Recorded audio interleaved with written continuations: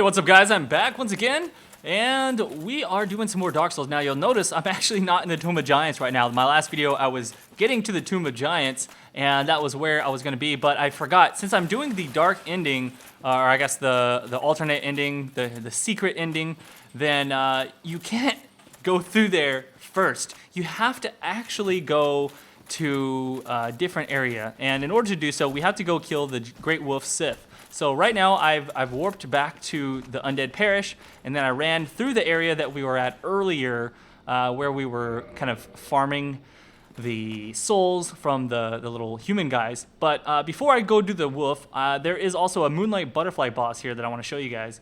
And underneath these bushes, I summoned a Phantom Witch Beatrice, as you can see. Now, normally I don't use the bosses for the purpose of just showing you guys, oh, I can do this fight without, the people with me. I don't have to summon people to help me. But in this particular case, since I am melee, I'm gonna go ahead and summon Witch Beatrice, and it makes this fight a lot easier. So I recommend doing this just because, just get through it.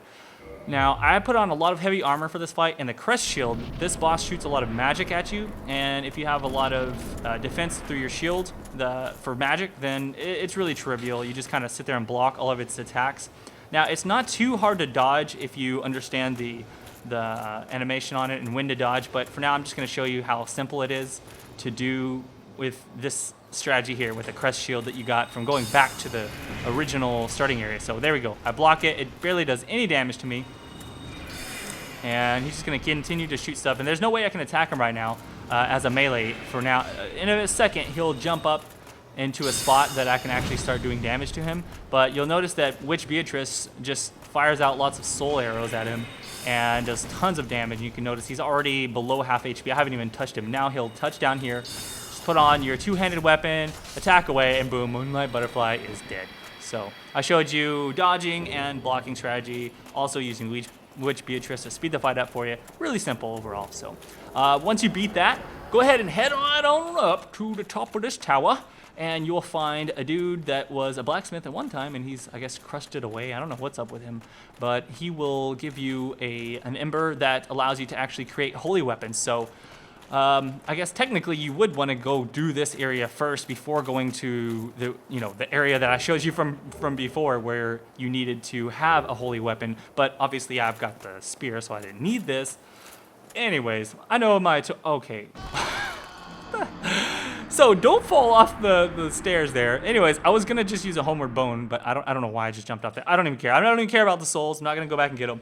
So we're right back here at the Darkroot Garden. Now we need to head back, and we're gonna fight the Wolf Sith. Now, I do not like to fight the Sith with, I don't like to tank and spank him. I don't like to let him hit me and try and block his attacks because I think it's fairly easy to dodge his stuff. So I'm gonna put on as much lightweight stuff as possible because if you have the Darkwood Grain Ring, Darkwood Grain Ring, then you can actually do the ninja flips, and it's much easier to dodge his attacks. And you'll see what I'm talking about in a sec when I get there. So if you want to do my strategy and flip, it's actually going to be a little bit easier if you know what you're doing. Otherwise, if you're really crappy at dodging and timing your dodges, then go ahead and just keep using the heaviest equipment that you have in order to just block his attack. So basically have a shield with a lot of stability. All right, gotta grab the Darkwood Grain Ring, and I think that's, oh, nope, not enough. Need to take off something else here. Let's see, I'll probably change my headpiece to the mask, and there we go. Now we can do the ninja flips. Oh yeah. So let's roll out of here. And as usual, I'm gonna run through these guys, not going to attack them. I could actually kill them really easy now that I've got a +5 spear. I guess, I don't think I actually showed you guys. I'll show it later. I showed how to get to the blacksmith and stuff in the other area, but I have it all recorded. I'll do that when I go back through the area. I'll show you how to get to all that stuff. So for now, just know that I did upgrade my spear one more time to the +5 because I had an extra Twinkling Titanite. So it's at the max power that it's ever going to get. Now, there obviously are a lot better weapons in the game, but or for damage anyways, but for the purposes of just outranging most enemies, I like to have this spear. Now for this fight, if you have one, I recommend a weapon that causes bleeding. So if you are using like an upgraded Uchigatana, or if you have the I think just like a falchion or I don't know, anything that causes bleeding. It's pretty good against this guy here because you're gonna attack him so many times in his belly and he'll take a lot of damage from the bleeding. I recommend using that now. For me though, I'm just gonna go ahead and use a spear. It's not a big deal. Now when you walk through the store, you're okay at first, unless you've already aggroed the boss, then he'll attack you right away. But he doesn't come at you until you inspect the sword that's up here. So let's run up a little bit. You're gonna see this massive sword, like, ooh, I'd like to have that sword. Just walk up to it, and dun dun dun, giant wolf is approaching. Well, you'll see in just a second. Don't touch it, don't touch it. He's mad. Oh, you done messed up. Brr. That's a big freaking wolf, dude. I'll tell you what. So yeah, he picks up the sword. Now he's gonna swing around and cut you with that sword. All right, so this wolf, he telegraphs his moves pretty, okay, well, I wasn't paying attention there. All right, so essentially he telegraphs his moves quite well. As soon as he starts swinging his head around like that, right when it's about to get to you, you just need to roll. So he does this thing where he jumps backwards a few times. It makes it hard for you to get up and attack him. But if you roll at him when he swings like that, you should be good. So right there, swing, and he does a double one. So you need to do 2 rolls right there. So watch it whenever he does a swing once and twice. So you do 2 rolls, and you're underneath his belly. Try and get at least 2 attacks off there. And make sure you're two-handed here, obviously, if you're doing the roll strategy. And overall, it's not too bad. You just keep roll and roll. And here we go. We're going to poke him a few times, stab him in the belly, roll. And whenever he does that jump away thing, it's annoying because you just got to keep running at him. And roll, roll, attack. So there you go. Roll, roll, roll your boats gently down the stream. Kill the wolf, and then you get the ring. Well, you don't know that yet, but essentially the reason we are killing this wolf is you get a ring that allows you to traverse the abyss, which is an area that we go to a little bit later in a different zone that you will die instantly if you go into the abyss. It's just a complete darkness area, and that ring allows you to stay alive while you're in the abyss.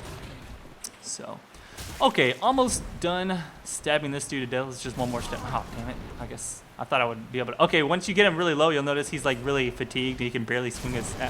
I'm just letting him hit me, but you can see what I mean. He's like, he can barely swing that sword. He's like, oh, I'm dying. Ah, you killed me. I'm a poor wolf. I'm a little bit. I do pity the wolf. He's actually a, I think he's technically supposed to be like a good guy wolf, but he's kind of gone crazy or something. I don't know. Whatever. So we got the ring. We got the soul of Sif.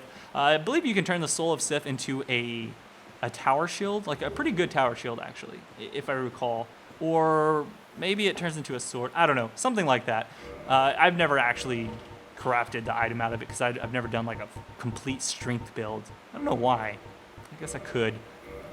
There's a lot of stuff to do in this game. It's just, you have to play it through so many times to do all of the things that you can do, which is fine. The game, I've played it so many times already.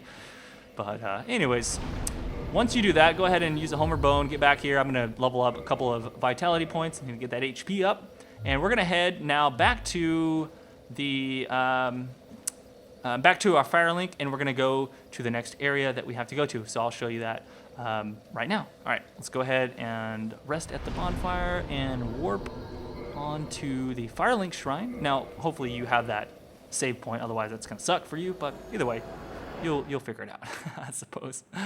Oh, actually, you can warp there. You just can't rest there and then warp back. So whatever. All right, let's go.